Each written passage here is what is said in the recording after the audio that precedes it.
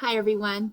Okay, so I wanted to go over a couple of these checks for understanding. Now, for me, a check for understanding is an accountability tool because it is holding children accountable for what they have just learned.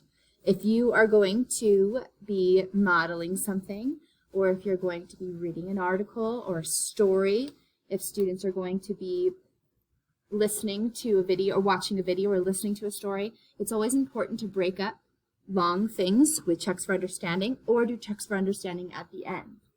I personally like to have a check for understanding every 10 minutes, in our 10 to 12 minutes in our middle school. I think it's important to have something interactive very often, especially for our younger grades. And in this website, we go through, there's 50 ways. This is a beautiful website. I found it and I was like instantly in love. And a couple that I just wanted to really highlight. This first one, pick your poison. You have 6 questions.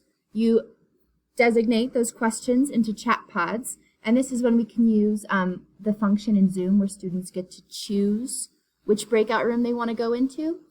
If you assign a question in a breakout room, they can go to the breakout room that is going to be discussing that question.